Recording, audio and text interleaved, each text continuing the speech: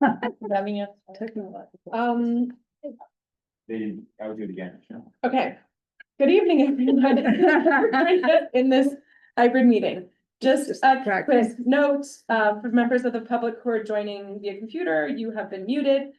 Commissioners, as a panelist, you are able to mute and unmute at your discretion, but please mute yourself when you are not speaking to avoid any background noise. If you wish to participate during the public comment portion of the meeting, please raise your virtual hand now. We will lower hands as speakers are called upon. When the public comment begins, we will announce your name and unmute your microphone. You will have 2 minutes to speak, after which your microphone will again be muted. Regarding the chat and Q&A functionality of Zoom, note that attendees cannot see these features, so commissioners, please only use them for technological assistance. And lastly, in accordance with passage of HB 4212, this meeting will be recorded and recordings will be posted to the Sustainability Commission website. Please contact the commission if there's testimony you were not able to provide. And with that, I turn it back over to Chair Mitra Burrell. Thank you for that. Sorry, I had to do that twice. Again, we usually do a land acknowledgement at this time, and just to clarify, the Sustainability Commission has chosen, instead of reading the approved land agreement acknowledgement, sorry, we have chosen to bring attention to the commission of local happenings and engagements that we could actually plug into and get involved with or learn about, in lieu of the script that is typically read. So this week or this month, Emily has prepared some things for us, so I'll hand it over to you. Okay, thank you. And I apologize, it's not in your packet, but I got it in a little bit late. But so for this month's acknowledgement, I wanted to bring attention to the Native American Arts and Crafts Makers Group. They are having their first Sunday of the month. Each month they have their monthly market at the Farmers Market Pavilion downtown, which is hosted from 10 a.m. to 4 p.m. And that includes jewelry, beadwork, wood carving, clothing, crafts, and fine art. More information can be found at their website, which is naacm.org. And additionally, throughout the rest of October, the University of Oregon Museum of Natural and Cultural History is showing Transgressors, which is an exhibition presenting now and future indigiqueer ancestors who move beyond boundaries in life and art. And more information can also be found at the museum's website. Thank you. Yes. That's very cool. Additionally, we do have something here, which is the Native and Indigenous Fashion Show, and there's a correction, which is it is not on Friday, November 1st, because November 1st is not Friday. So it's Friday, November 7th, we believe, during the first Friday art walk at 5:30. So that's another thing that we can do. Thank you so much. And just to clarify, November, Devin, you've volunteered to do that, and January, Courtney.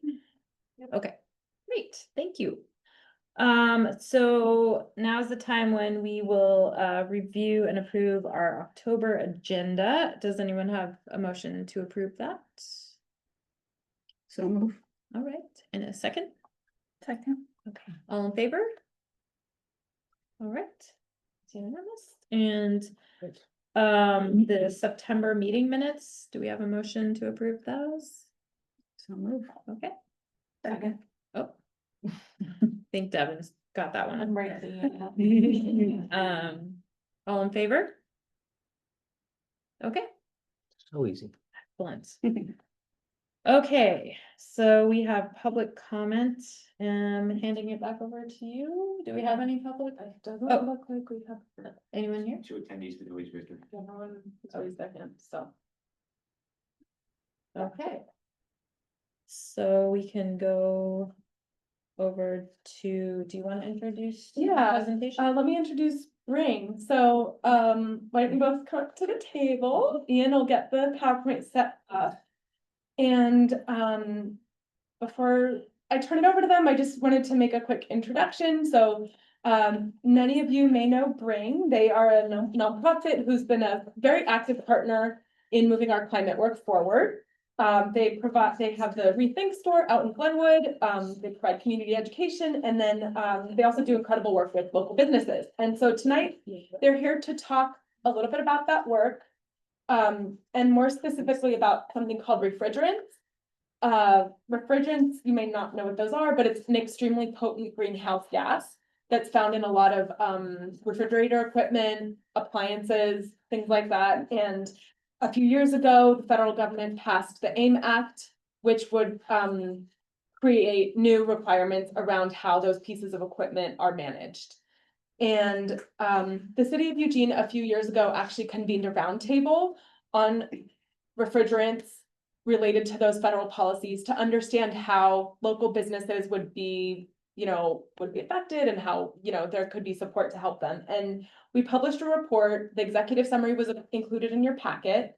But we've been really excited to see Bring sort of continue with this work. And recently they did work with businesses as well as homeowners on refrigerants, which is what they're here to talk to you about tonight. And they're looking for feedback afterwards on how to continue to engage, the community on this effort. So with that, I turn it over to Robin and Beth from Bring. Thank you. Appreciate it.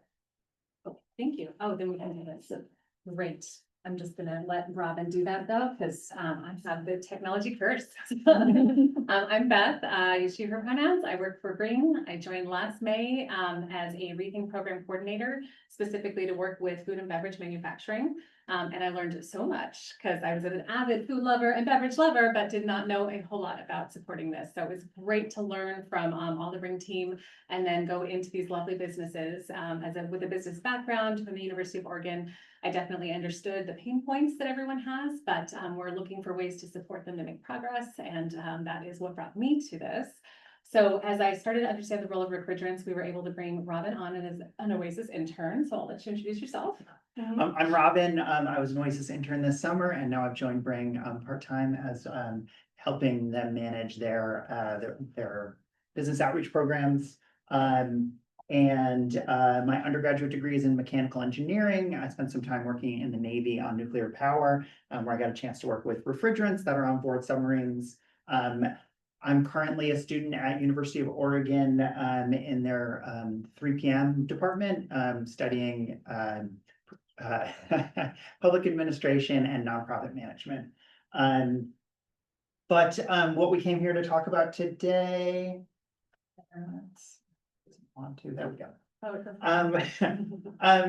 refrigerant sources and their emissions. So as part of Eugene's Climate Action Plan 2.0, they identified that 7% of emissions come from refrigerants, which is a pretty substantial portion. But among the actions identified as part of their climate action plan, there was only one action in reference to refrigerants, and it primarily targeted the biggest users, which are like supermarkets, which certainly have a potential to reduce their impact. But I think there's a much bigger picture and a lot more opportunity to prevent emissions from that 7% and make significant gains in emissions due to refrigerant.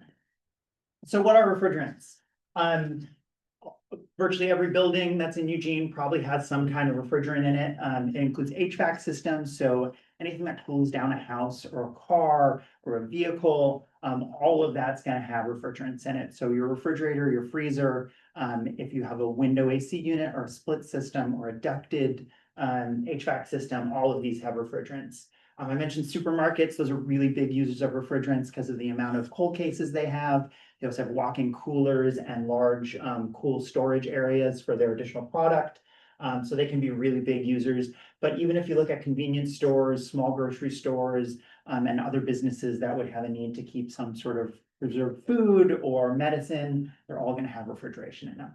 And then homes are all going to have refrigeration, largely with refrigerators, but also most homes at this point have some sort of AC in them. So there's a lot of refrigerants out there. And then in just office buildings, you might have like water coolers or bubblers. Those have refrigerants in them. That's why the water comes out so cold.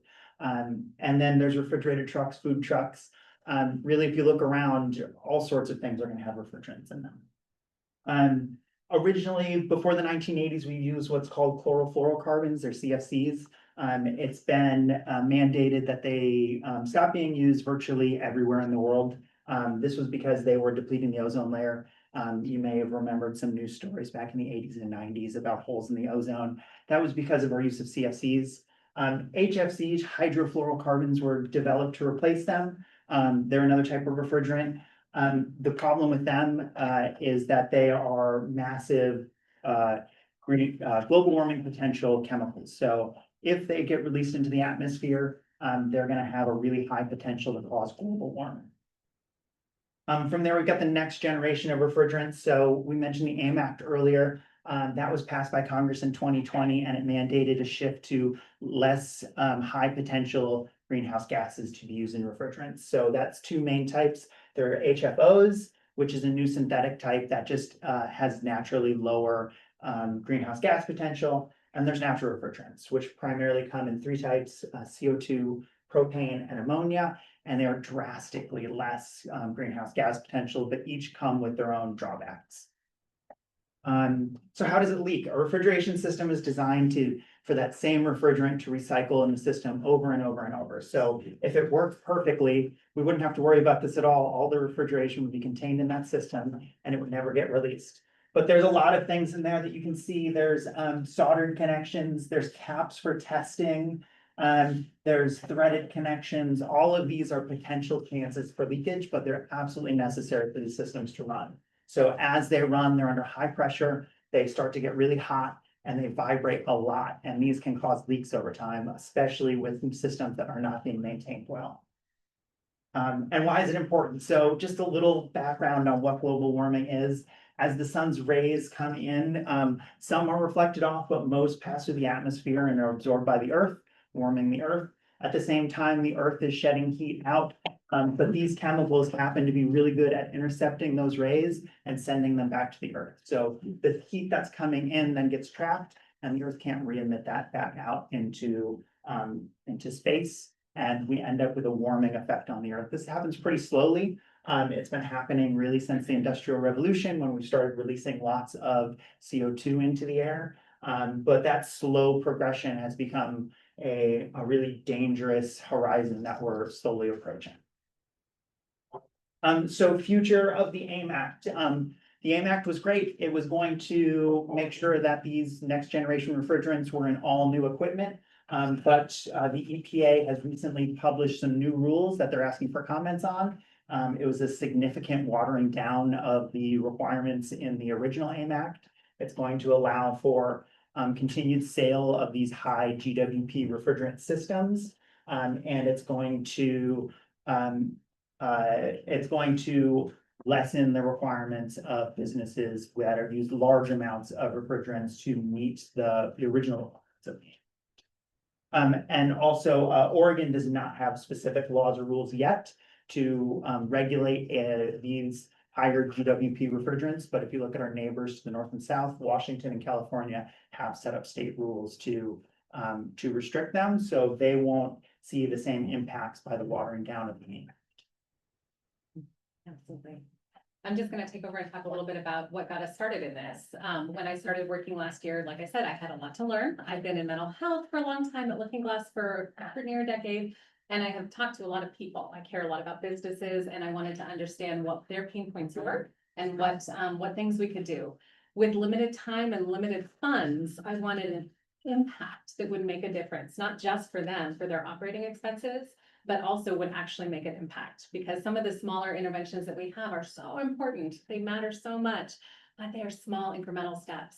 When I started learning about this, I realized this is an exponential effect that not only helps our, local, environment to make the goals that we want to make, but it helps the business, because they save so much money when they're walk-in coolers, when their refrigeration equipment, when it is running well, it saves them money. It helps them so much.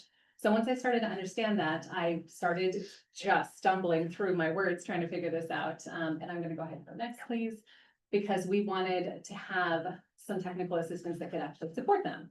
So one of the DEQ funding that we had that came from the EPA last year, we needed to kind of go statewide. So we found 15 businesses to partner with. We helped them with specific interventions. And when I started to have 4 projects really focused on refrigeration, and I started to calculate the savings, I really understood the role that this has. It was really excellent. So the expense to the business owner to make some of these upgrades and improvements is pretty high. But we were able to look at some custom rebate options. We were able to look at some, when they really zoom out and understand the return on investment, it's a couple years down the road to do this big capital investment. It's worth their time, but they needed to see it and they needed some help. Sometimes it was Energy Trust of Oregon, but a lot with eWeb. So shout out to Joe Bull, who helped me so much at eWeb to figure out how to navigate all of this stuff, please. So as a next step, when we kind of had our work renewed this year, I realized I needed to improve my knowledge on this and improve materials, improve business owners' understanding of just how impactful this is and what it can do. And so I was able to recruit interns. And I was very excited about it because Robin came to us in April with her background. And we were like, okay, we can do some work here. So I think I'm going to let you talk a little bit about one of your projects, just so that I can understand the impact. Yeah, so I'm gonna talk about one specific partnership that we made and we worked with. This was a brewery in Eugene that we went and looked and did a site walkthrough for. We had access to some great tools, both through Bring and through DEQ, that we were able to assist them with. So the first is, we come and look at their equipment. One of the big things with refrigerators is if the seals on doors aren't working effectively, it's gonna leak a lot of cooling. So what you can see here is a picture from a thermal camera that we were using. The blue around this door shows the cooling getting out of the fridge. And if you look at the specific portions on the sides that are very dark blue, that's at the same spots where there's a lot of damage to the seal that is holding that door, that cooling back for the door. So replacement of a seal, inspection of a seal is going to be really important in maintaining that energy efficiency in cooler equipment. One of the other cool tools that we had access to take some data from was both an amperage logger to track the electricity use of their cooler and a temperature data logger to record the temperature that's in. So refrigeration equipment operates much better at lower temperatures, and as the ambient temperature rises, it's going to have to work a lot harder to do that cooling. So on the top here, you can see the temperature as it goes up and down. Each peak is a given day. And down below, you can see the electricity use of their cooler, how much their cooler is running in order to keep it cool. On these first 3 days, that was normal operations for them. So they had the public in there, they were serving. Then they had a special event on the 3rd day. So less people, but they were still operating as a brewery and serving alcohol. And then they had 2 days shut. So you can see, first of all, the amount of impact the use of those refrigerators has. So the opening of doors, being really conscious about how much you're opening doors, that you're making, when you're going in for one thing over and over, you're going to open the door a lot. There's a lot more usage. If you can be more strategic about how often you're accessing these coolers, you can save a lot of money. And the second is how much extra energy just from the ambient temperature increase. So we saw a 20-degree shift in temperature inside in a given day, and that corresponded to a pretty big increase in the power usage as well. So Money they're yes. paying in their kilowatt hours. So then we can go to them, we can talk to them about their usage, about their equipment, how it's the physical quality of that equipment, and make some recommendations on how they can save a lot of money. And those recommendations are going to look something like this. So we'll have a list of recommendations. We're going to talk about a cost to implement. These are averages based on previous projects that have been done.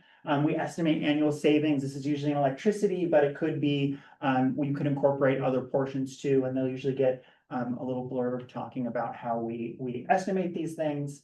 And then we talk a lot about how environmentally friendly these are. So some of them are going to have metric tons of CO2 equivalent per year that they won't be putting back into the atmosphere. And then lastly, because this is for reporting, we include the status of each of these considerations.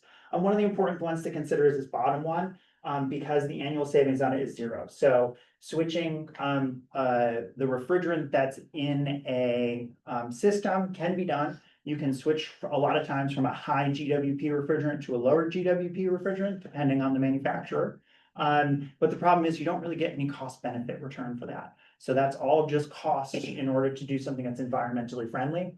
And setting up systems that can incentivize this for businesses is one area that we'll talk about a little later. And if we can just point out the impact, eight Huge point two, 8.2 metric tons. And that's on average per year, based on average leak rates among large HVAC installations. Right, which is helpful, but then everything else compared to that, it is everything else combined, just to change out the refrigerant, and there's no benefit for business to do that generally. Yeah, okay. So, we're kind of wanting to get your ideas and thoughts about this. So, you've got a couple of questions on there. If you think of any ideas or notes along as we're going, we would love to hear them. Because we really feel like there's some no to low cost interventions that can be done and supported. And we're figuring out how to move that forward. So, one of the things that we can do is our business specific maintenance and management. We have technical assistance continuing on. We've got other stakeholders we connect with. I will talk about the others too in just a little bit.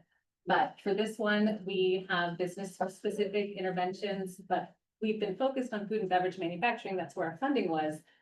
Many sectors need this work, right? Every Lane County business has at least one refrigeration appliance.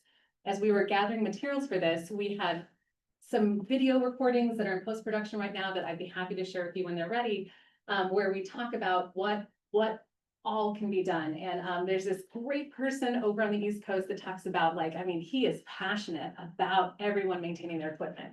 And he's like, this is the biggest opportunity we have and no one is talking about it. And we're like, we're with you, Richard, we're talking about it here now. So we definitely don't understand the significance of the appliances, the impact that they have, not just on the potential for refrigerant to leak, but on cost to the business owner, to the homeowner, to the apartment renter. Like, everyone has a significant cost if their equipment is not well maintained. Not just in the short term, because it has to work harder, but in the long term, because you have to replace it earlier. And this equipment is already so expensive that we really want to make sure that we can do that. So one of the brainstorms we had was providing a class, and we'll talk about that. But we do really recognize that funding and incentive is needed to support this changeover. When we have, if the AIM Act is not able to hold the same muscle that it really was doing a good methodical trajectory for, it was really going to be excellent. If we're not able to do that, then we need to, I think, get creative as a community to support not just better appliances, but also just better knowledge of this. So our Rethink Business will continue to do the free Lane County support that we do for businesses. We have some really cool grant opportunities coming down the road we're excited about that we get to give directly to businesses. Yes, we're promoting our program here, but I know that we're not the only ones that can work really well with businesses. We want to promote this refrigerant management, and then we want to improve everyone's knowledge as we reduce electricity waste, because no one likes to pay for electricity waste, at least not anyone I've met. So I definitely would want to be thoughtful of which stakeholders to pull into this. I think that we, obviously, our HVAC technicians, our refrigeration technicians, those companies do this work, and we want to invite them in. And we found that summertime is not a good time to talk to them. So they are next on the outreach list for sure. And I know that there's opportunities for them to continue to do this work, and we just really want to find the right way forward to support and enhance what they do. And I think it's really hard to make a change like this unless it's a requirement. So I also want to make sure that we're adding additional connections to enhance our impact, and then just really finding the best way to transmit information. So that's one of the questions that's on there as well. So I want you to talk about our conference while I show you our little flyers Emily made for us. So one of the classes we offered was a basic refrigeration maintenance class this summer. I got a chance to talk to some people about refrigeration maintenance in their homes. This gave them an idea of how to maintain their equipment in ways that anyone can do at their house and save money and energy. The first is HVAC filters. So if you're replacing your HVAC filters quarterly, there's going to be less resistance for the fan. It's going to work less hard to push air through. You're going to save a little money on electricity. You're going to save a little on emissions. And it's a really easy thing to do. So whether you've got a split system with reusable filters that just need to be washed, or a ducted system that needs replacement of either pleated or standard filters, the replacement of them is really just a super easy task that can save money and electricity. We must have, fun effect. Fun effect. The next is condenser coil cleaning. So all refrigeration equipment is gonna have a portion of it that expels the heat. Usually it's outside. When it's outside, it has a tendency to collect dust as air is pushed through it, especially in the summer where pollen's high, and in areas where you might have like cottonwood trees, it can get really bad. By just using a hose to clean off those coils, remove the dust, remove any debris that's blocking it, it can save a lot of energy. It's gonna reduce the operating pressures in the system, making a leak of refrigerant much less likely. And that electricity savings is saving on money. And anytime you can stop a repair trip by an HVAC tech, you can save a lot of money. So by doing this regularly, lower pressures are gonna keep your system in better shape and less likely to get a leak. Next up is inspecting insulation. So anytime you have refrigerant piping, the cold section of piping is going to be covered in insulation just to keep it from shedding that cooling out to the environment. As it sits, especially in the sun, it's going to have a tendency to degrade, and you're going to again see all these impacts we've been talking about. And then to talk really quickly about refrigerators, they have all these same parts. So this is an example of a refrigerator coil in a dirty and clean condition.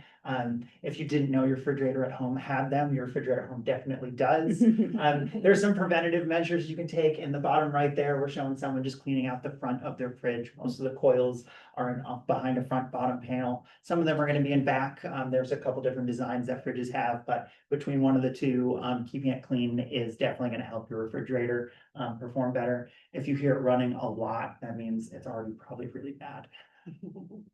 And then for refrigerators, making sure, we talked about gaskets earlier, but making sure that it's going to make a good seal so that these are soft and pliable, that they're not cracked, broken, or cut. Excellent. And we have one right there. We could check the status. Yeah. Running out of time. I know. It's running. So I think our next area too is just looking for collaboration opportunities as we do this. I think we had some dedicated time. We had this Oasis internship. More Oasis internships are available next summer as well, just to promote that program. It's a really great opportunity. But I would love to understand how maybe some social media campaign options. We were, I think, coming back from Big Brewery in Portland and brainstorming a couple of different ideas. And we were talking about how it's really hard to verify a lot of things, but if you kind of promote it, if you offer a like, great, send us a picture of you changing your HVAC filter, show us a picture of your clean coils. And then you kind of raffle either for, I don't know, a statement credit on something or, you know, some bring made art, I don't know. Then you only have to verify one person per winner. So it's a really low time intensive opportunity that could be amplified across multiple local organizations and their outreach. There is a really cool North American Sustainable Refrigeration Council that is based on doing this work and helping refrigeration techs and HVAC techs learn how to do this and learn how to support alternative refrigerants and care a little bit more. And it's totally free. They got 2 this fall because they only offer it in the fall. That's when refrigeration technicians are more available. But getting down there, taking the time off of work, that could be a potential opportunity to send a couple of people down there, build some momentum for the people that are doing the work and who are talking about it. Because unless you know and care about it, you might be talking about the old equipment with the old refrigerants instead of talking about the newer equipment as someone goes to upgrade whatever system in their home, like I'm going to next summer. So we also would love to provide information to the public about the impact of refrigeration maintenance on their wallets, because it is expensive to have equipment not running well.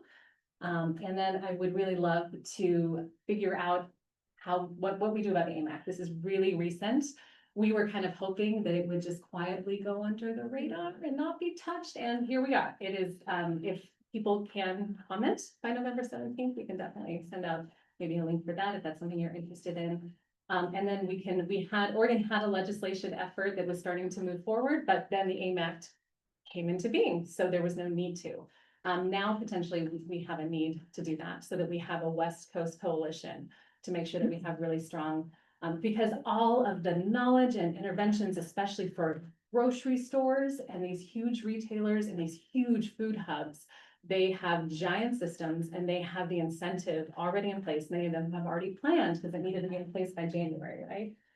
I think it was like January of this year. Yeah. Oh, January of this year, they used to be. Okay, great. And all of the older refrigerants need to be done by next January, right? Am I remembering that right or no? In the original AMAC. In the original, okay, thanks.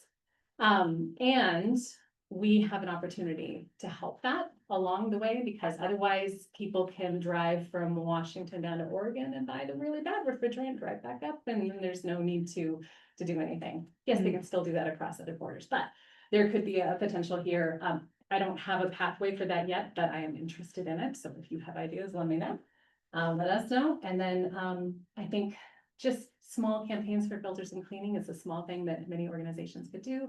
And I would love to get more creative in that.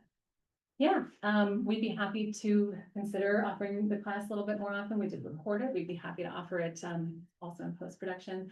And then, I would love to know, if we have interest in doing something like the scholarship program, or if we have interest in other community engagement, like appliance drop-off days. Those are really great for older appliances that people might unintentionally toss into the transfer station not knowing. Or maybe some birthday collaborations, or maybe we can kind of come up with like a theme person for the city. Quarterly pushes for HVAC maintenance, obviously, and then any cost sharing plans and ideas amongst organizations would be interesting. So, yeah, I think I would love to know.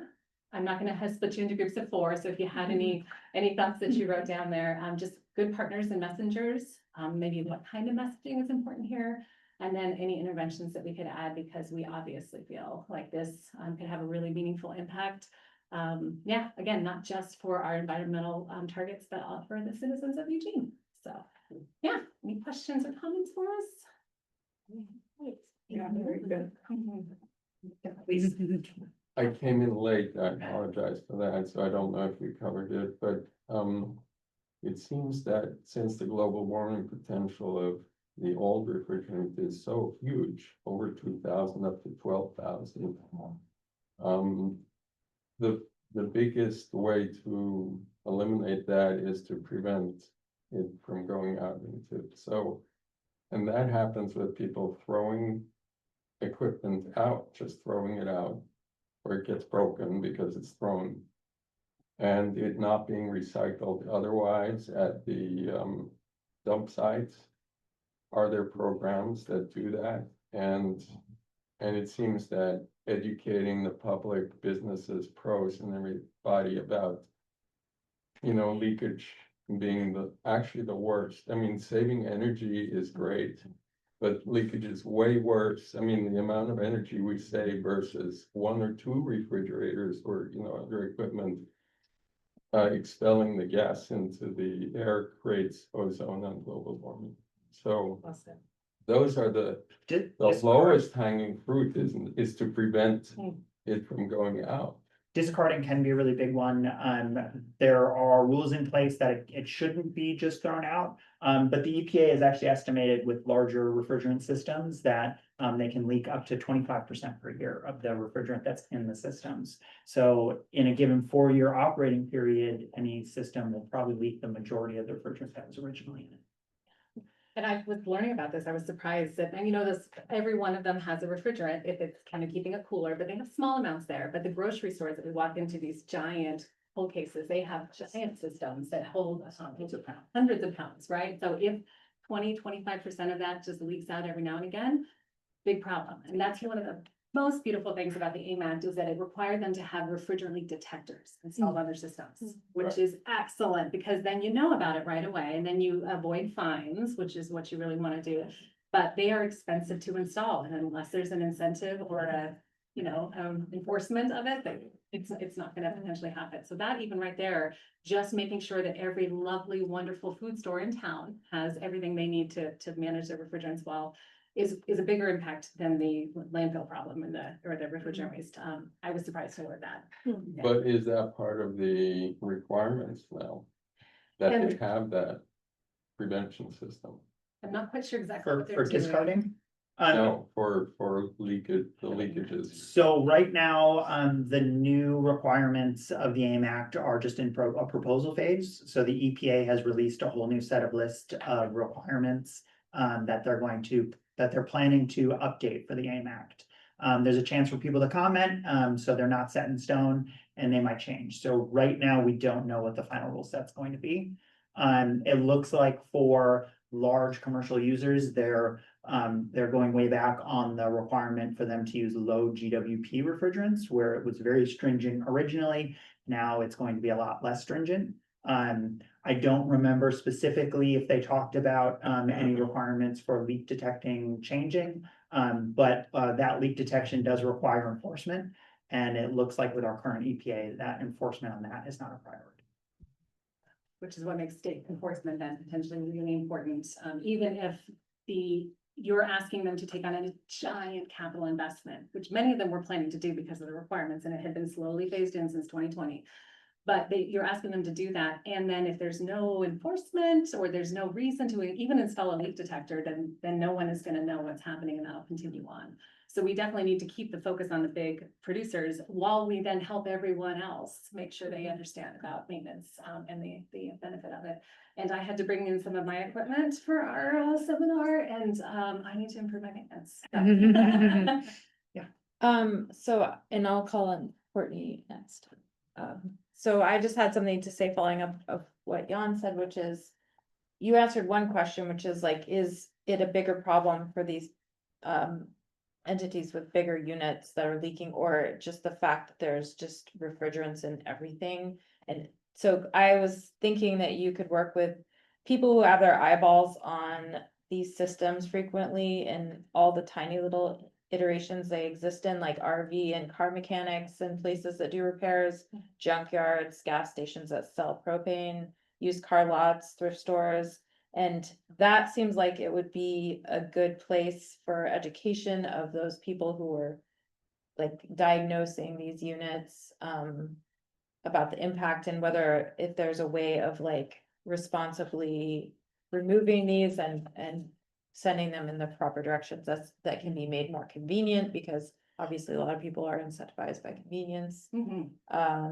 And then just, yeah, making sure, and then in terms of disseminating this information you've already came up with,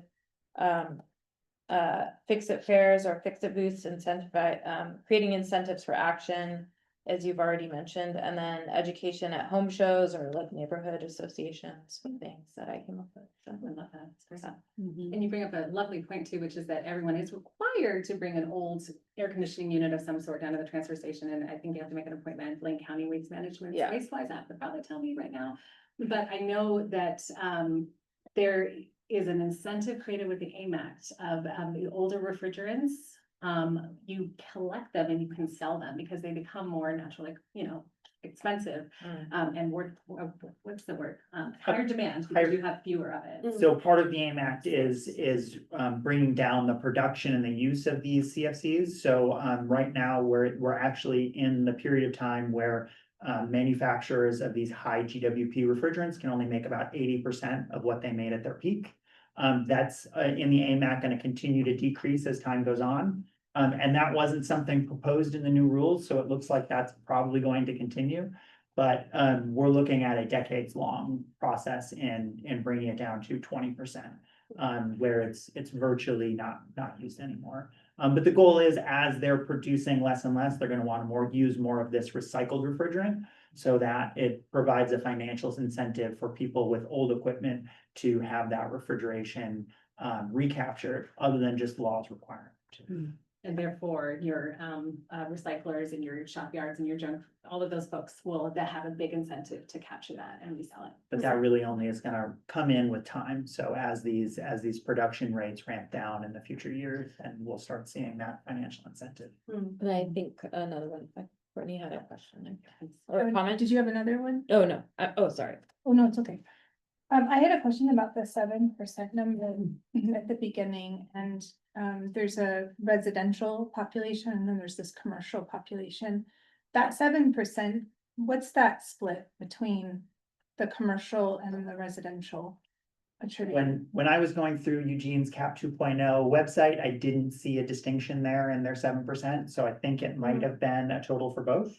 But I have to go back to the greenhouse gas inventory for that year, which is 2021. Do you know off the top of your head? I don't know the breakdown between the two. The 7 includes both, but I don't know of that 7, what is commercial, what's residential offhand.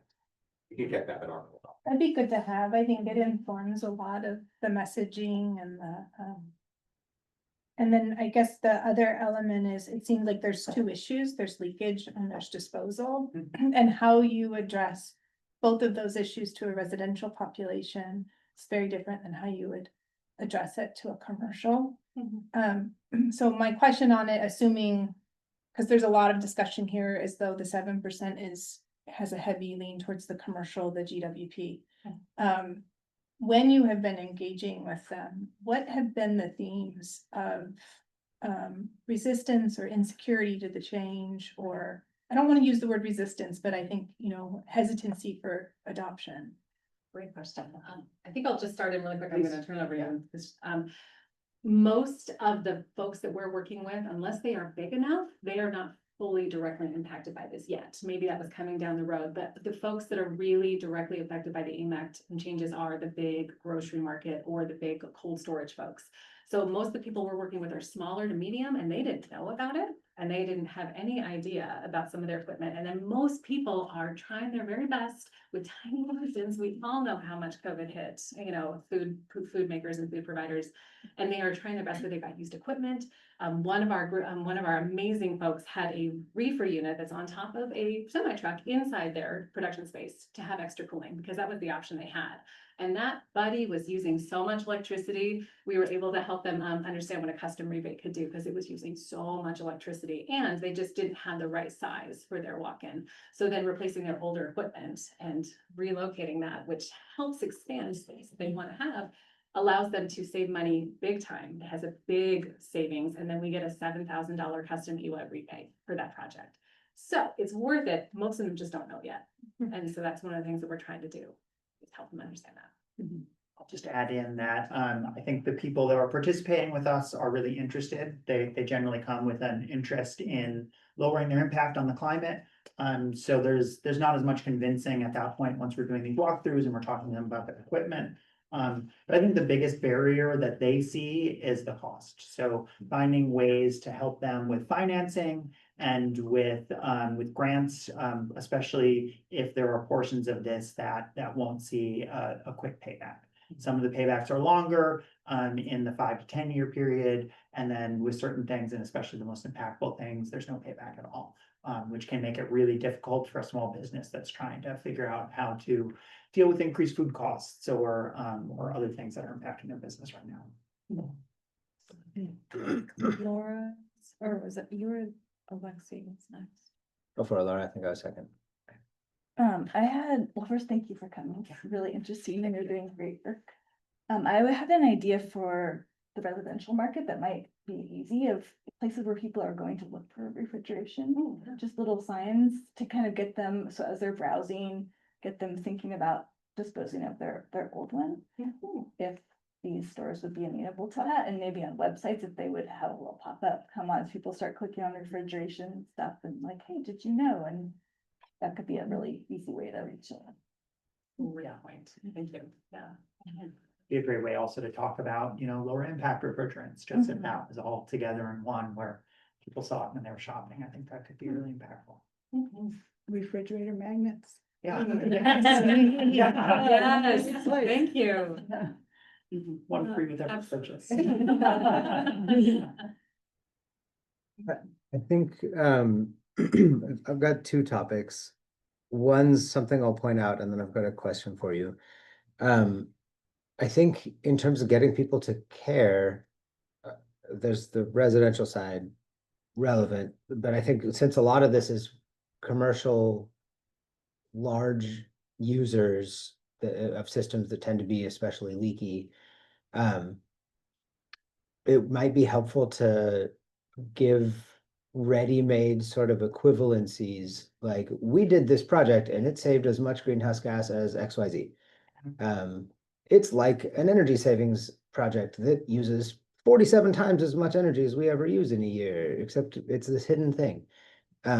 So those equivalencies can be helpful. I think that can, I guess, yeah, so that's one area, trying to help translate that for businesses so that then they can message about their own investments in sustainability and in kind of doing the right thing, and hopefully get something back out of it through more sales or more clout or whatever.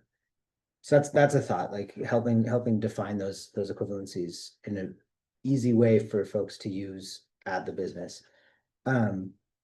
Another way that there's like a whole kind of, those are like value streams, right? Like one of the value streams is you save dollars on energy. Another one is we reduce our impact on greenhouse gas emissions. A whole different area is a lot of these refrigerants either are already or break down into forever chemicals, PFAs. And some of the common refrigerants that are out there in HVAC equipment and particularly supermarket refrigeration either very quickly or in the atmosphere become toxic forever chemicals. So that's like a whole different value stream that it's not really in any of the materials right now.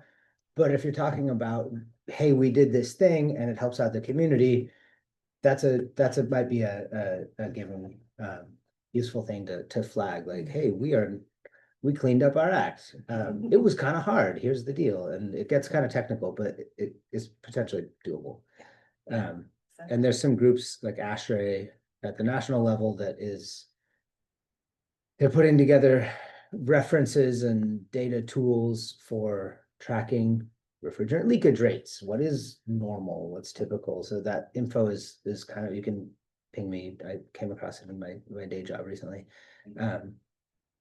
It's not all there, but those data sets are getting built out. So it's getting easier to find that, like what's a normal leakage rate and what are the impacts of a particular refrigerant. And the question I have that took a while is, are there funding streams that are tied to any of those benefits that we can point businesses to? Whether that's carbon credits or health impact related stuff. Right now, the primary streams are through energy efficiency projects Okay. and utility grants. There are places that do carbon credit, but usually they have to be a pretty large amount for it to be worth it for them to come out and analyze your carbon reduction and kind of package it for selling to one of these places that's trying to offset their carbon inventory through investment. So for smaller organizations, it's gonna be, I think right now, pretty difficult for them to find a way to market that kind of carbon credit aspect. Is there advocacy going on to make there be funding streams related to carbon credits for greenhouse gas? Not yet, but that's part of what I'm really interested in. We have a couple of other grants that we have a great kickoff we're gonna talk about a little bit later, where we can offer businesses, but when you come in with health and money, the conversation changes, right like along. they're really Yeah. interested in hearing what you have to say. And it's really wonderful. And then we can usually help them make a couple of other changes that are like relatively behavioral and relatively low to no cost. But we really do need more funding streams. Yeah. And I'm happy to reach out to those billionaires who are trying to do some spend down, gonna do it. But I also would just love for all hands on deck when it comes to this, so that we can kind of figure out how to really help everyone do it. Because this could be a much bigger impact than just that 7% if y'all wanted it to be. So. Then I think A couple things. Do you have any hope or much hope that any letter writing could impact the rules? I mean, is there much of an effort going on for that? I'd certainly be happy to write a letter, but I don't know if you're not just you, but other people are working to try to get that to happen. At the EPA level, I know that there's been some concern with the changes in leadership and their priorities. So I haven't heard of any other major rules changes happening yet. So this may be a big indicator of whether or not they are listening to comments or if it's just procedural and they're planning on putting these rules to the regardless.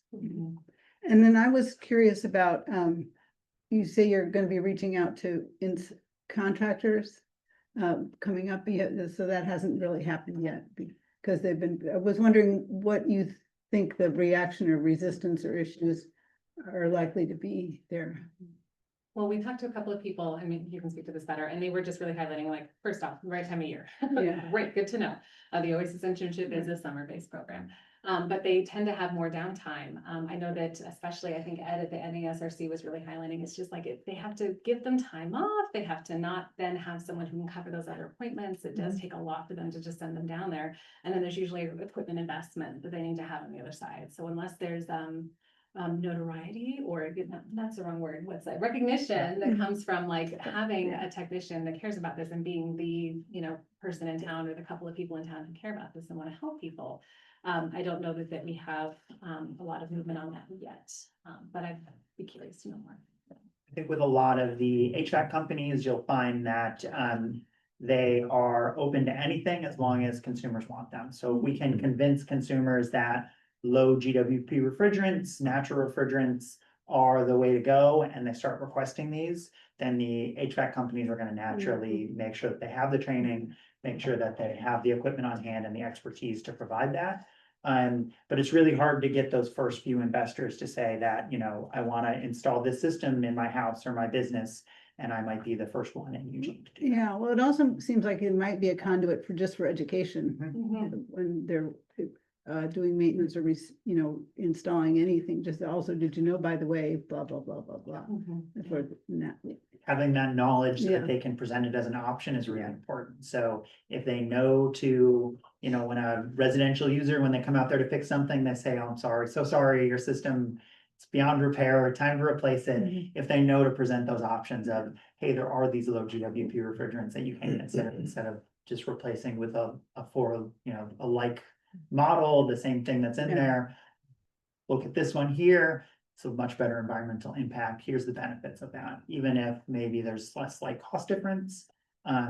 If they know that option's out there, there's, I think, a lot of people that would pick that. It'd be really cool if we could get businesses to show the lifetime greenhouse gas emissions of this choice, that choice, of the third. Like, here's the dollars, here's the emissions for these different options. It's on your proposal. That would be great. That's a good idea. I also think the additional piece behind, if they know that people care about it and want this, right, then yes, they'll have the training, they'll have the equipment, but they also have a whole backstock of equipment maybe that hasn't been purchased yet, and now there's not really an incentive over the next year or two necessarily to like phase that out or move that along, or sell it at a discounted rate. Tricky. So I know that I don't quite know exactly what the opportunity is, but most people that I talked to said you cannot even call an HVAC technician without paying money. They are hard to get a hold of. They are busy. They are overworked, because like we all need cooling equipment more and more and more and more, and we'll continue to do so. So the cost of even having them come out to take a look at your equipment that's malfunctioning, let alone getting them to replace a gasket. I think my first knowledge of this was having someone come out and replace gaskets. I was like, that's great. $3,000 to get them to come out, replace a gasket that cost $150 to $180. Yes, they talked about one other thing while they were there, but she was just like, and I'm like, I'm sorry, our grant is gonna be like a fraction of that. That was my knowledge of just how difficult it is to do this work. So, yeah. Great. Just had a quick thought. It's okay. Oh, sorry, Laura. I didn't- was actually first, but that's okay. Oh, I'm so sorry. I forget about I these just got here things. in the back. Sorry. And I'll try to be quick because I know we're getting crunched on time. Yeah. I just wanted to point out some, like when you were talking about doing training through the actual HVAC companies, but it seems like maybe it would be intelligent to reach out to LCC and the high schools. Yeah. Where people are having their very first experiences with this, they don't have a job yet, and that might be a path, and U of O as well, through clubs and groups, where people are starting to think about these things rather than already set in a certain way. But it's on my sheet. You can. Great point. Yes, LCC has an amazing journeyman HVAC program that includes apprenticeship. So I don't know what's included in their curriculum, but if it doesn't include future refrigerants, that would definitely be an opportunity, and that's something we can explore. Looks like we have Yeah, time just- for. Just Sorry. maybe listing people who do go to that certification on your website, if you have a way to like. elevate that a little bit. That's like, we'll look over it and we'll talk more. I have one more thing I wanted to say too, because I haven't heard it yet, is the commission has an education and outreach committee, and they do tabling out in the community at neighborhood events. So if Bring has, I'm not sure if you already do, but if you have a flyer that probably would be more geared towards like homeowners and residents, just like what they can do, or did you know, that we could add that I could add that to their kit and that could be included on the table. So that's just one more opportunity. So Maybe the magnets. magnets. I thought they give out composting magnets, recycling magnets. I know, yeah. Wow, thank you all very much for listening. Yes. Yeah, thank you so much for that. Oh, That was very sure, yeah. helpful. Well, yeah. If you've got notes, let's make sure to. Yeah, pass these down. Gonna pass it down. Right in. Sorry, I have to get used to that, I guess, thing, looking around first, so. No, we all forget. Yeah. It's like, I know. I think there's maybe a couple more, but. Okay, take your time. I'll get that of them. Well, thank you. That was wonderful. Thank you so much. Lots of food for thought there.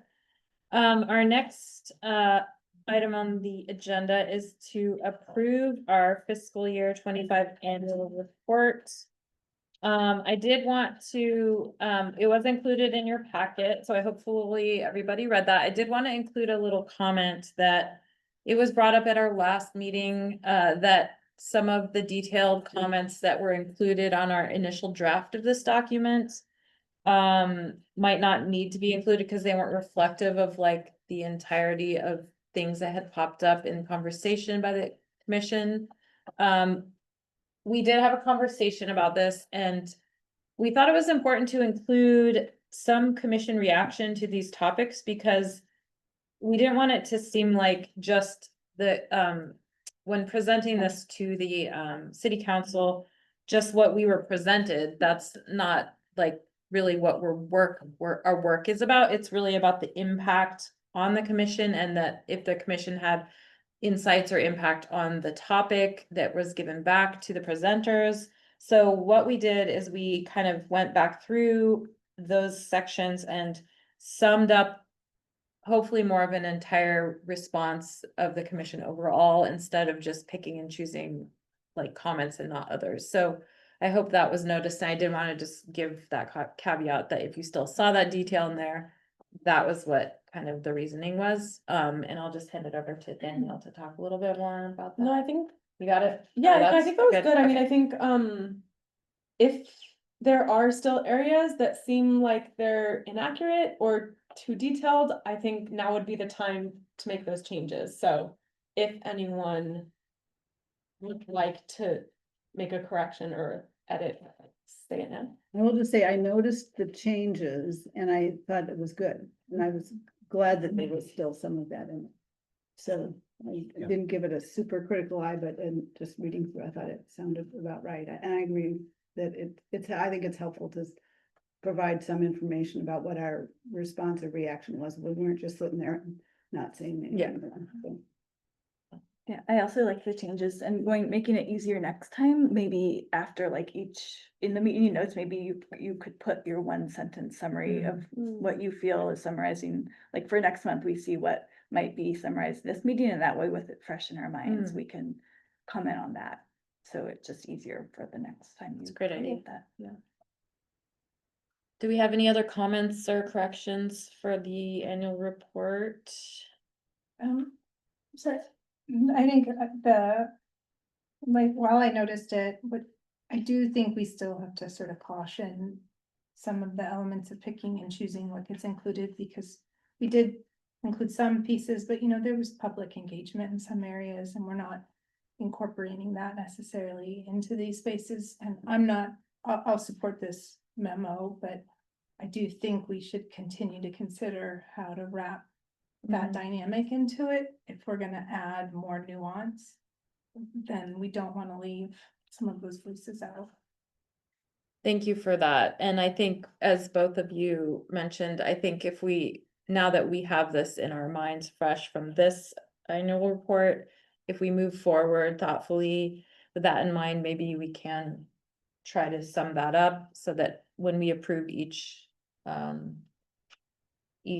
month's meeting notes, there's like a reflection that would be something that would just lead into the annual report so that we can add or correct that as we go fresh in mind. And it's hard to like think back of like, oh, what was everybody's without going back through all that. Does that? Well, would that really solve the problem? I mean, it sounds like there's sort of an inherent tension right now between, do we summarize every single thing that was, every single perspective that was sort of shared during that meeting? Or can you point to a specific example where you would like to see No, something? I'm not gonna do that, but what I will kind of say is, I think we can take this format and we can now think about it over the next year, and I think there can be some fluidity to it.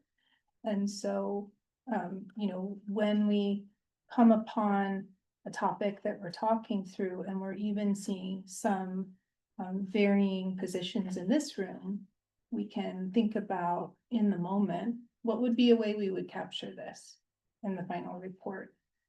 Because I think we can even agree as a group to acknowledge the diverging perspectives. And then we're doing it in real time as opposed to me having to go through and defend perspectives in your report today, if you're okay with that.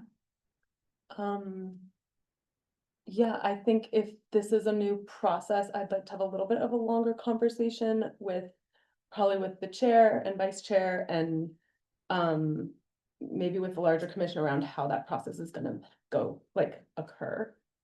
I think doing the minutes a different way, I mean, it's not a huge difference, but it is something. And then how does that, like, is that time we filled out in the agenda to discuss that, like, little blurb, or like, how does it happen? I think maybe that doesn't need to happen now, but I think before I commit to something, I'd like to have a little bit understanding of what is the process. My immediate response to that would be to go back to the why our sustainability commission exists and the purpose of the annual report and its presentation to the city council.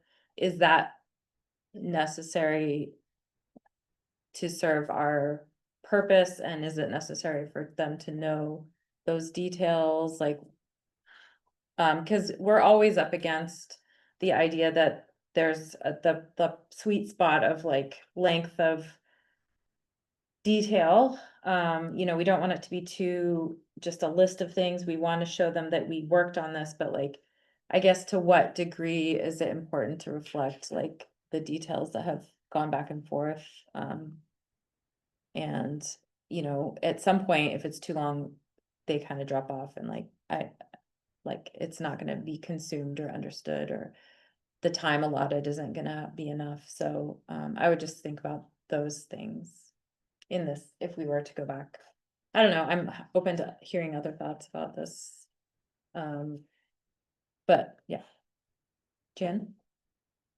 I guess I understand what Danielle's saying, that it's like, right now, it's a little bit unclear about what she should do differently, or how we would do this differently. So it does seem like it, maybe at some point, it does require a little bit more conversation. It seems to me that in the minutes, we don't reflect everything that everybody said usually. I mean, or there's, but there are some individual statements and so on. And if a commissioner says something in the meeting and it isn't reflected the way they think it ought to be reflected, they have the opportunity to correct that. Or if they think, oh, by the way, I did say this and I kind of want that in. I'm just saying there's an opportunity for specific feedback, and there is opportunity for specific feedback on this as well. If somebody's making an effort to do a summary and somebody thinks it doesn't quite reflect what the summary should say, you can give specific feedback, and at some point. So that's always. Yeah, I mean, there's been a draft annual report out for almost 6 weeks now. So I think there's been, and I've welcomed, like, Alexi did a very thorough edit through. So did Ian. Like, I welcome that red pen, like, take a red pen, and oftentimes I will integrate anything that missing. I mean, that would be the easiest way for this to, be more comprehensive. I just, I move that we just vote. Okay. Yeah. Thank you for, do we have a second? Second. Okay. All in favor of approving our fiscal year 25 annual report draft? It looks like it's unanimous. Thank you, everybody. Oh, Eliza, she had her hand up. Oh, was that voting or? That was voting. Thank you. Thank you. Okay, So now we're moving on to our next action item, which is approving our fiscal year 26 work plan, which is summed up in the packet as well. Do we need to discuss committee proposals? Okay. Yeah, what I need from the commission on the committees is who would like to, well, first, if there are any comments on the proposals that were created. So there were 3 proposals created. There was the education and outreach proposal, which Lily Al wrote. There was the sustainable building materials and design committee that Laura Allen wrote the proposal for that. And then there was the triple bottom line learning group, which Devin wrote. And so if there are any comments on the committee proposals, now would be a good time to discuss them. And then I also need to know who wants to be in each committee. So get like a little roster going for each committee. And there does not need to be a decision about the chair. Eventually, each committee will have to vote on their chair. That will happen at the first committee meeting. So right now, we just need that list of names for each committee. Should we go through committee by committee or just? Yeah, why don't, I mean, it might be helpful for, I think we have the time, if people can be brief, like, Lily, just kind of summarize, we'll start with Lily if you want. Just sort of give a brief, like 1 to 2 minute synopsis of your committee proposal. Sure. And then people can raise hands if they want to participate, and then we'll do that for each committee. Okay, yeah, I guess, so very briefly, I've been on education and outreach for the last 2 years, and what we've generally done is tabling at like community events. So, you know, I took the proposal I think Devin had written last year, and the changes I guess I made were to, again, updating and maintaining the outreach toolkit that we currently have, and then looking at providing commissioners with relevant training opportunities or resources that we can take a look at. So like short online courses, webinars, or toolkits. And then finally, exploring specifically opportunities to gather informal community feedback. So for example, through like brief polls, suggestion cards, event conversations, just to capture that. And then when appropriate, creating or sharing short visual content through our social media. So for example, if we wanted to, you know, like have something about refrigerants, we could look at developing that and getting that out just to, you know, focus on our education and outreach component of the commission. Yeah. Cool. Who all would like to be on the education and outreach? We talked about it? Yeah. Oh, yeah, sorry. Yeah. Do we think that this, a big part of what this committee has done is to find community events to attend and coordinate that, getting people there and all that. Is the committee still responsible for that? Oh, yeah, that, sorry, yeah. Yeah, I wasn't sure I saw that enough in there. I just, because I know, Okay. we gotta do it, right? So add in a sentence about that this committee will, you know, identify events. Identify events. Isn't that, Okay. it's coordinate kind of that. there in the, under the scope, right? Is it? Develop and implement an outreach strategy, commission and advise key audiences, Yeah. outreach opportunities and tactics and core messages, for example, table up 6, blah, blah, blah. Oh, okay. Does that cover it for you I though? skimmed that and I think I skipped over the parenthetical thing. Yeah, that's good.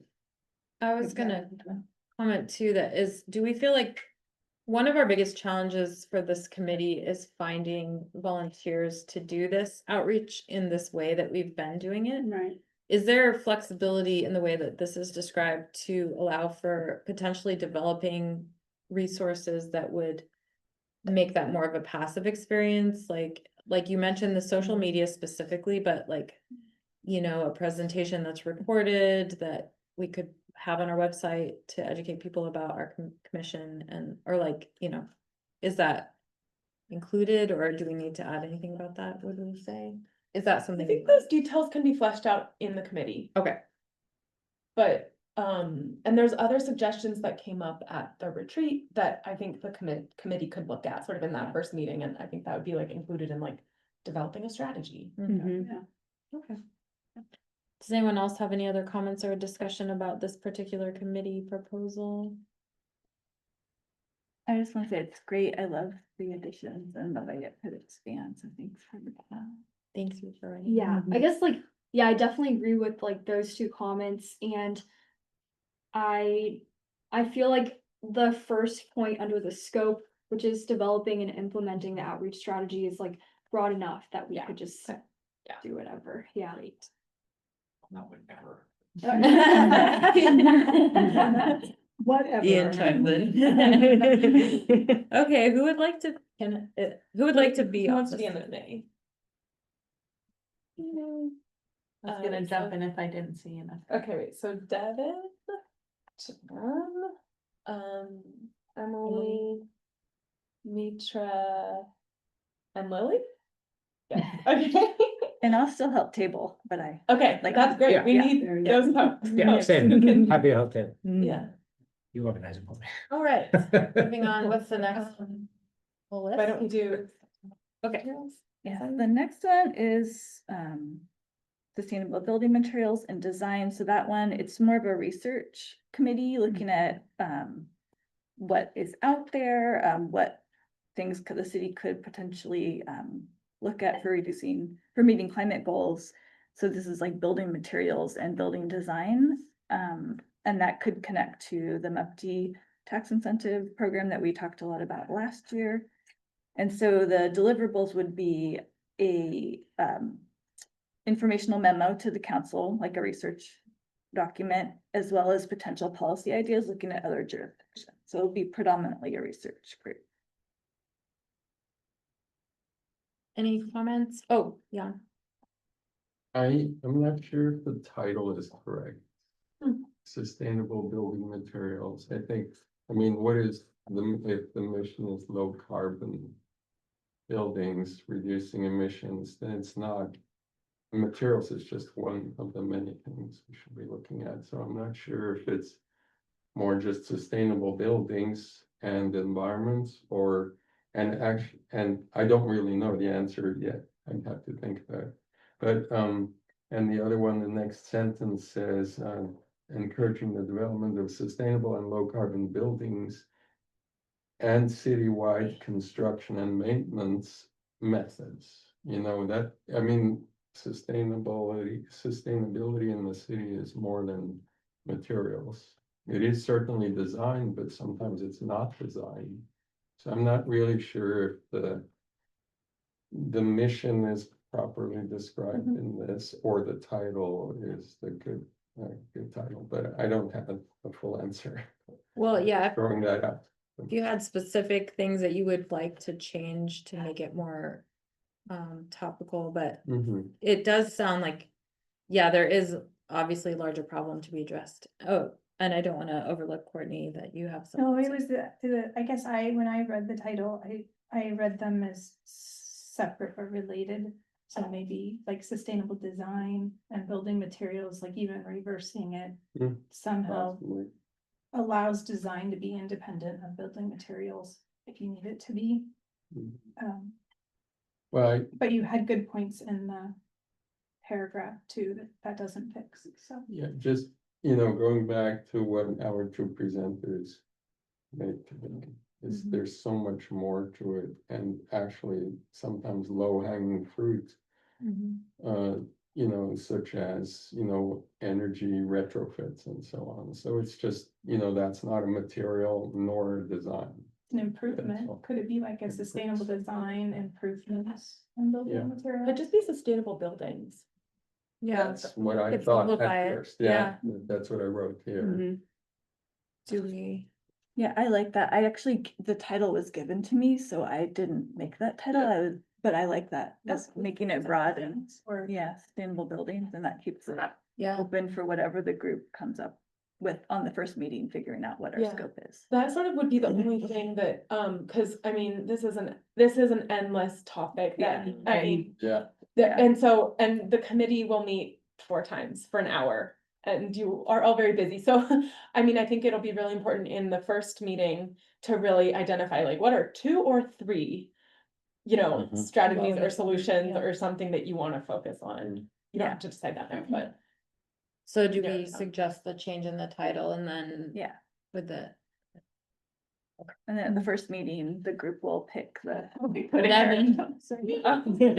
Table. I totally agree with Danielle's comment just then and also with Jan. And I just think the important thing to remember is we had a very similar committee to this last year, and this is supposed to be a different one. And you may not be familiar with that committee, which is not totally fine. But I just want to be sure we're not like doing it, wasn't it, it was, that your committee, Lindsay, or was that 2 Yeah, it years was 2 ago? years back, Sorry, yeah. 2 years ago. Okay. Sorry, Um, they all are. yeah. It's all the same. But yeah, I just don't want it to be like a repeat of work that was already done, but by now different people. So let's be like, maybe one of the things that committee can do in their first meeting is just kind of Hands off debrief together. what the other one did, and so like, how can we differentiate? That's a great. Find the report. Counselor. Yeah, exactly. Counselor Kaczynski was actually the one who had proposed this as a committee, and I want for my Counselor Kaczynski, I don't want to put you on the spot, but if you could explain a little bit of what your thinking was and how this could be useful for city council, that might help narrow the scope a little bit. Oops, you're muted. Can't hear you yet. Sorry, so I think that some of how this will be useful is we're having a lot of conversations surrounding housing, surrounding building. We do have we will eventually be having a conversation about MUPD. And so I think some of it is around how we can sort of getting a little bit more into the weeds of some of those things that we have some more information about these topics coming from the Sustainability Commission, like as we're working on how to make these trade-offs. I'm not sure if that was helpful at all. So, oh, sorry, please. Do you mean what things we might want to recommend would be considered in the MUPD program as things that we're looking for in sustainable buildings if people are getting MUPDs? I wouldn't say specifically that, but I know that we're very consistently having conversations where we're talking about some of the trade-offs with sustainability and with building costs. Like we were having a conversation today about an RFP that we were putting out there, and one of the things that came up was surrounding when we're saying we want this level of sustainability in the building, does that increase the cost of the building? And like as we're doing that, how do we sort of make some of those trade-offs? And so I think, and there was, some amount of information out there about where it is coming, where it is and I think there's also some about that, like, are there things that we should be thinking about as we're working through this that we may not be thinking about yet? Like, I think one of the ways that this came up with Danielle was talking about like mass timber and new production strategies and new things that are happening. And are they actually helpful for the sustainability of the building and being able to do that more economically?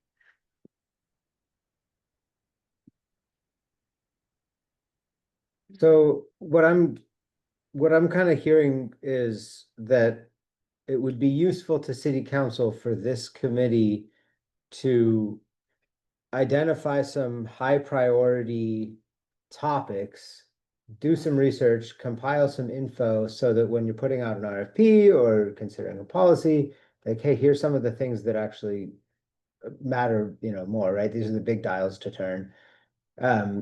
Or emerging opportunities, places that, can that we should be paying attention to. Here's some basic info. And then the second bullet there, 2 or 3 policy ideas or examples is like, here's the research part, here's the action part. Is that kind of what you mean as in terms of informational? Yes, I think it is more informational, and I think I'll give kind of an example. We're looking at RFPs for this building, and like as part of that, it's saying, okay, what are your sort of community benefit items? How are you going to be more sustainable? And like we're seeing sort of new things come through that. And so I think it's, what are the ones that we want a little bit more information about because they're the sort of more up and coming things that we may be seeing when people are saying we want to do this new building. And things that we can suggest to developers when they're sort of saying to us, hey, we don't want to build sustainability because it's too expensive. Laura, last comment, just take on this. Quick question, would you be able to give the committee like a bullet of those things you just mentioned that you're seeing coming in that maybe the council's not familiar with? Is that info that we could get from you outside I of would this meeting? recommend, sorry to interject, but I would recommend like watching the city council session today at noon. There were three, Okay, I there's a didn't see variety that.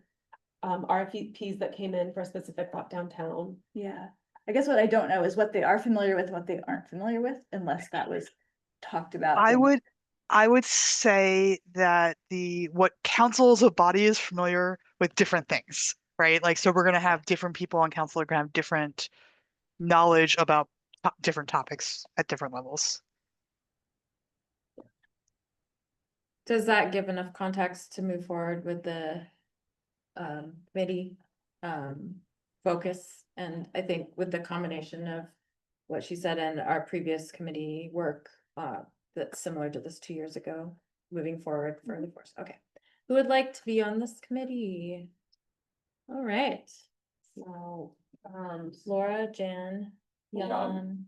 Yeah. Laura, No, but also, Jan. Oh, sorry. Jan, Jan, sorry. Courtney and Alexa. that'll be a fun. Yeah. And Great. we are running a little bit over, so I don't know if we need to extend We or. do. I don't see how we're gonna do it. There's one more committee and then there's Right. still some updates, so Okay, yeah. so does anyone, I'll move to extend the meeting by what, how many, 10 minutes? 10 minutes? It will be a hard stop for me, Okay, at about 15 after. okay, that should be aligned, okay, all in favor? Okay, thank you, looks like, got that, okay, so the last committee. Me.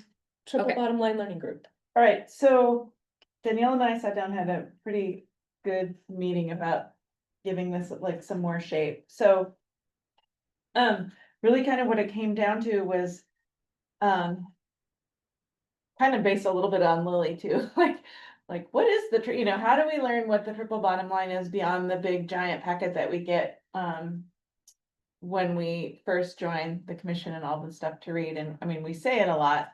So this is really more of an internal, like the product of this committee is internal, and it's to help commissioners understand, one, what the triple bottom line is and why we care about it, just in a more user-friendly way. And then also, I think the reasoning behind that is, so, because it kind of came up a little bit in our last year.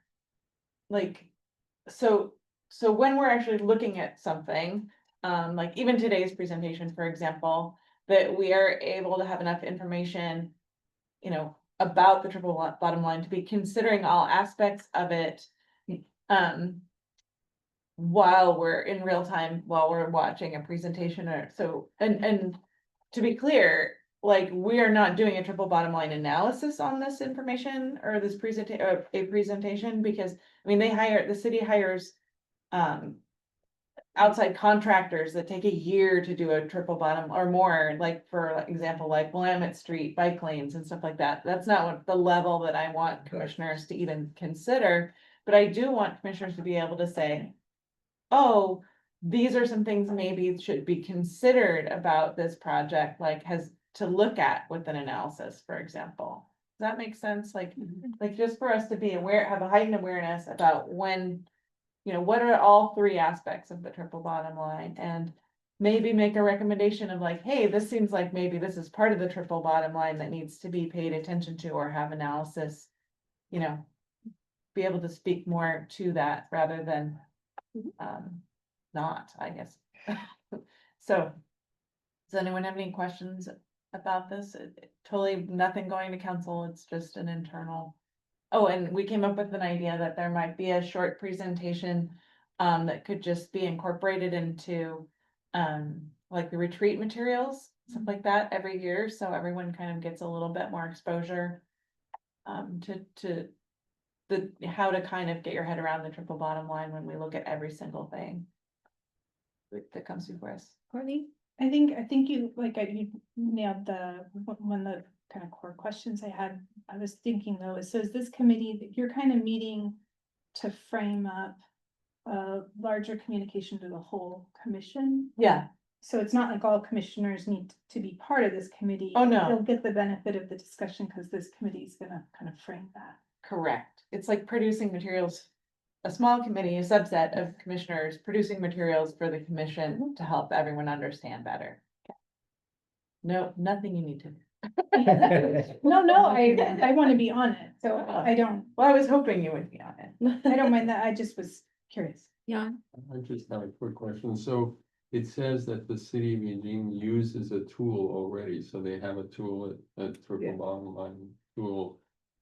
And so what is the committee? I'm not sure I understand what the committee is doing for this committee, the commission. So what we're gonna do is that's one of the resources to help us, sort of put it in a digestible way. This committee.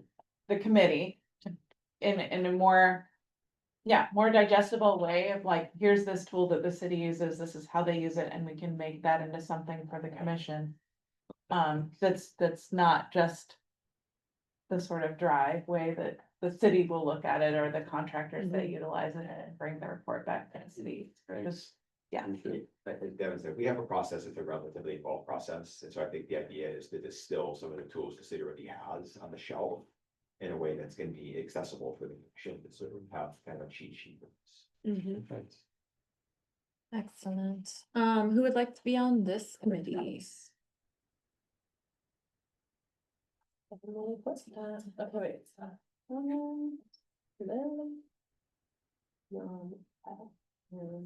wait. Okay, 4 people? I think that's plenty for the Yeah. particular. Okay. Committee. Thank you all, and with that, do we have a motion to approve? Oh, you're good. Yeah, do we have a motion to approve the fiscal year 26 work plan with these clarifications? on committee? I had, since I'm the one with the hard stuff. I had a question, in the 3 goals, we, mentioned serving as liaison between the community and city council by actively educating residents. I had a question about, is educating the right word, or is it engaging? Because sometimes we learn from residents as much as they learn from us. And then in the same theme, had a question about, is it really community members? Because residents can mean things to people. And community members can broaden beyond residency and can also incorporate businesses. So it was engaging as opposed to educating, and community members as opposed to just residents.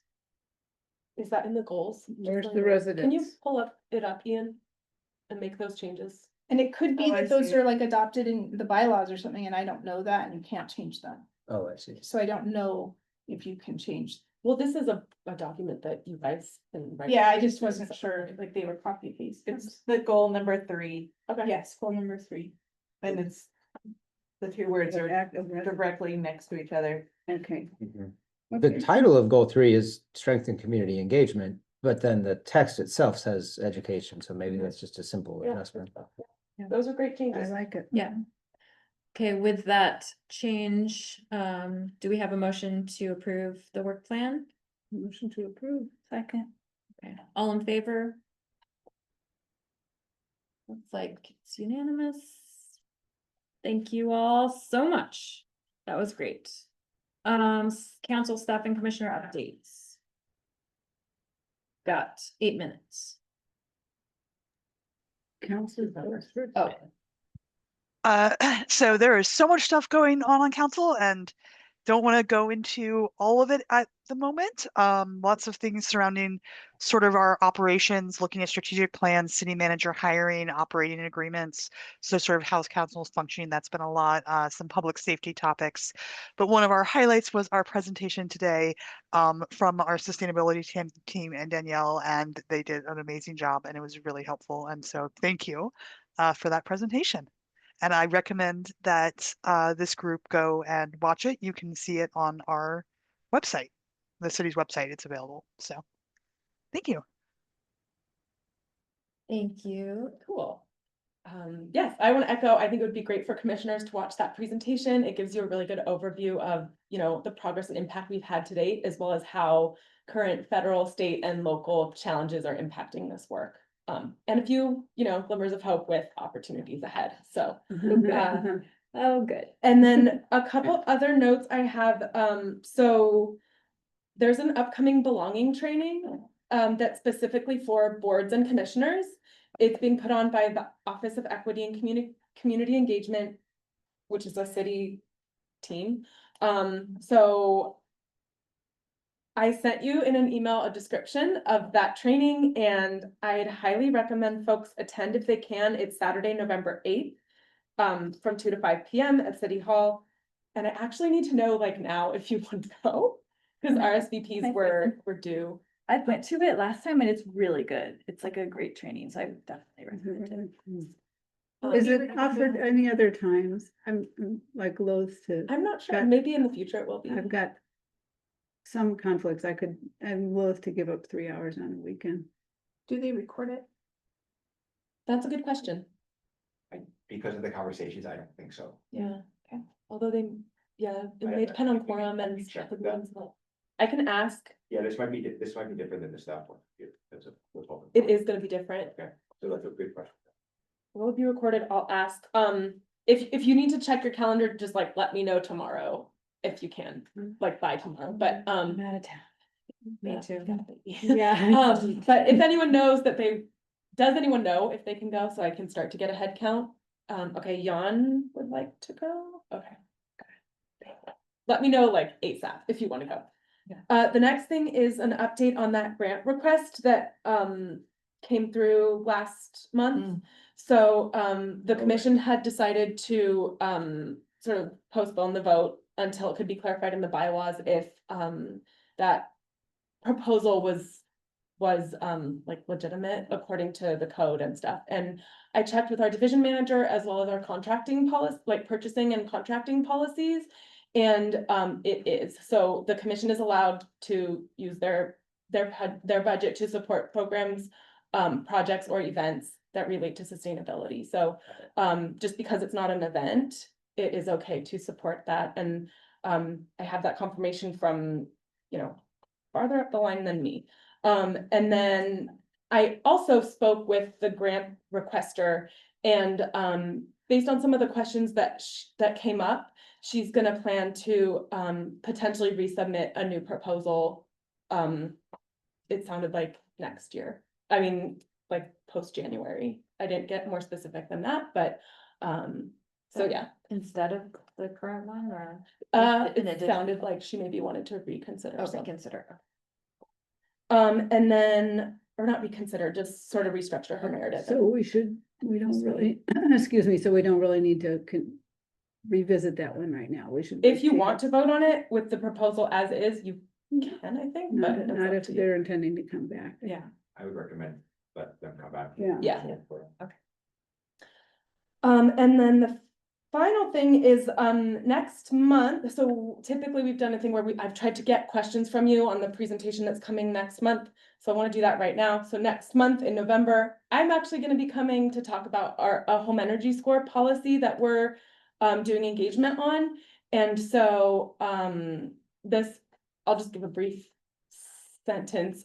Basically, a home energy score is a tool that can help people, residents, understand energy usage in their home, and it sort of can be a roadmap for them to make improvements related to energy that can improve efficiency, potentially reduce costs. And what we're looking at is a potential policy that would make a home energy score required when you go to list a home for sale. So the seller would be required to include a home energy score. It's a policy that exists in 4 other cities. And so I'll provide more information about that next month. But are there any initial questions? Knowing very little. Yeah. That's not what I just said. There's Yeah. a lot. And I'm not going to answer the questions, but just Sure. to sort of help make sure I address them. Would we have an opportunity to maybe including some information about who would do that would be helpful in the conversation? Cause I wouldn't know how to do it. I'd probably ask ChatGPT how to do it. Wrong. And then, it'd be helpful to, if we have the opportunity to engage with somebody like the, Realtors Mhm. Association to get their sense of like, how does that impact home values or, what do they experience in jurisdictions where they Mhm. come across that? Yeah, just a list of where you can get certified and who's currently doing it and how it might expand. Beyond ChatGPT. And the cost. Mhm. I would add just talking about the renters versus owners, like if there's. Can it include refrigerant? Yeah. We'd always. It'd be Yeah, right. interested to know, He said if there's any findings from places like Portland that rolled this out. How was that an easy rollout or a rocky rollout? Did they rely on a partner? Like I know they had Earth Advantage, it's a nonprofit that had a lot to do with that in Portland. Do you have to have them? Or something like, lessons learned from Portland's rollout or other places like it. If there's something we can take from that to make it less difficult. Okay, Okay, we have, okay, is that it? that's it. 1 minute, Commissioner, report. Was there another question? Oh. Introduce her. Oh, I want to introduce Paulina. I'm really sorry. Paulina is our new intern in our program.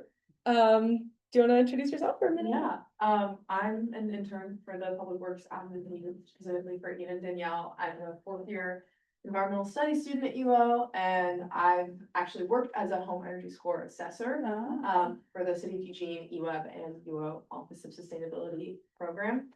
It's no longer around right now, but we're build that back up hopefully.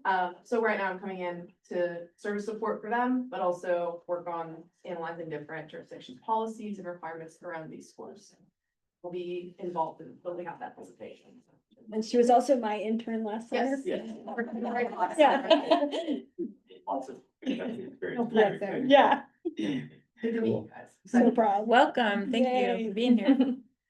All right, any last, Just throwing this out there, because we're having these great presentations from community groups, well, I think a lot of the public would be interested and that could be a way to get information out. So I'm wondering if there could be a little teeny blurb that we could more broadly share and like maybe on the city social media accounts share, like, stop in for the commission, you'll hear from Bring about this refrigerant, because we're already doing this, so we could really double up and get more people educated. that's good. Not to make more work for you. No, I think that was an idea that came up in the committee. like, last Okay. year, so, Yeah. Okay, we're 1 minute over, so I Okay. call the meeting to an end now. Thank you, everybody. Want to say, I did watch the video. I should get extra credit for doing it already. But you guys were great. Did a really good job. It's very interesting that hearing the council discussion is always really helpful. Good. Thank you, everybody.